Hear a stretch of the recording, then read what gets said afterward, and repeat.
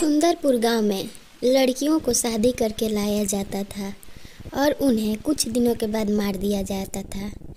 एक दिन रानू अपने घर के पास आवाज़ देती, सुंदरी बहन।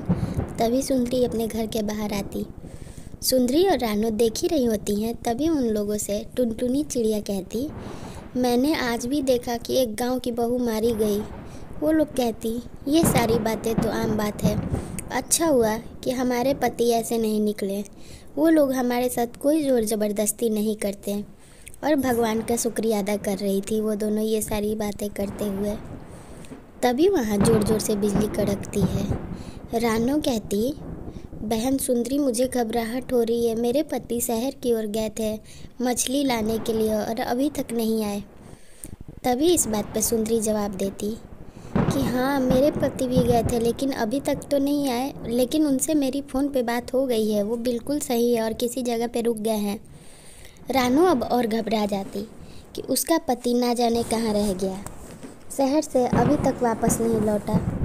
मछली मारने में कहीं बारिश की वजह से पानी में फिसल के ना गिर जाए। उसे अब घबराहट होने लगती। उसे सुंदरी समझाती, देखो बहन, तुम बिल्कुल भी मत घबराओ, बस भाई साहब पे फ़ोन लगाने की कोशिश करो कि कहीं वो उस भूतिया नदी के पास तो नहीं गए हैं जहाँ पे हमारे गांव की बहुओं को मार के फेंक दिया जाता है। ये सब सुन रानू घबरा जाती और अफसोस के साथ सोचती कि मेरे पति तो फ़ोन लेके ही नहीं गए, क्योंकि आज सुबह से ही बारिश जैसा मौसम किया था और फ़ोन चार्ज भी नहीं था। ये बात सुन सुंदरी सोचती, अब हम लोग पता कैसे करें कि भाई साहब सही सलामत है कि नहीं। वो कहती कि देखो, अभी यहाँ बारिश नहीं हो रही है, क्यों ना हम लोग शहर की ओर चलें और पता करें। बैठे रहने से कुछ नहीं होगा, हमें जल्दी जाके भाई साहब को ढूंढना होगा कि वो कहाँ है और कहाँ नहीं है, तभी हमें शायद उनका पता लगेगा। घर पे हम लोग बैठे रहेंगे तो हम लोग कुछ नहीं पता कर पाएंगे। रानू ये सब सुन के एकदम गुमसुम बैठ जाती। उसका तो दिमाग ही काम नहीं करता कि अब उसे क्या करना चाहिए। वो बिल्कुल घबराई रहती है। आए दिन में उनके गांव में औरतों को मार दिया जाता था। उन सब की आत्मा गांव भर भटका करती थी, इसलिए वो दोनों और घबराई हुई थी कि कहीं उनके पति पे किसी चुड़ैल का साया ना आ जाए।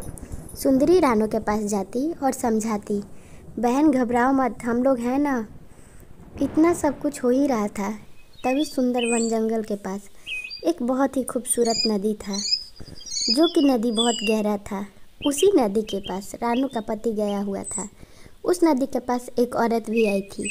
वो औरत बिल्कुल साधारण घर की दिख रही थी और बहुत खूबसूरत थी, जिसे देख रानू का पति रामू उससे कहता, अरे तुम्हें पानी चाहिए या फिर मछली, जो भी चाहिए तुम मुझसे बताओ, इस नदी के पास तुम मत आओ, गिर जाओगी। तभी वो कहती, क्या आप शादीशुदा हैं? वो हिचकिचाते हुए कहता, नहीं, मैं शादीशुदा नहीं हूँ। देखते ही देखते वो औरत एक चुड़ैल का रूप ले लेती और हंसते हुए कहती, तो फिर आ जाओ, हम दोनों शादी कर लेते हैं।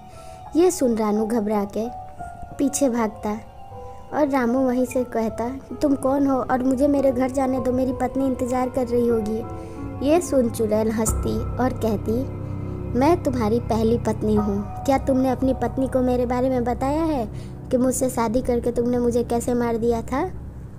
धोखेबाज कहीं के, अभी तुम मुझसे बोल रहे थे कि तुम शादीशुदा नहीं हो, ऐसे ही तुम बाहर में लड़कियों को बोला करते हो।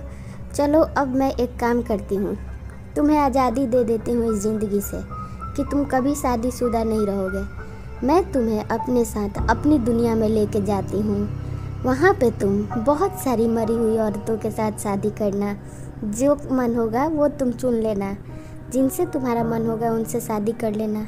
रामू उससे बहुत माफ़ी मांगता और कहता, इस बार मेरी गलती का क्षमा कर दो, आगे से मैं ऐसा गलती कभी नहीं करूँगा।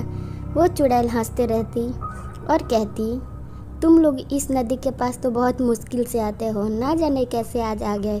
मैं बहुत दिनों से यहीं इंतज़ार कर रही थी, अच्छा हुआ जो तुम पकड़ा गए।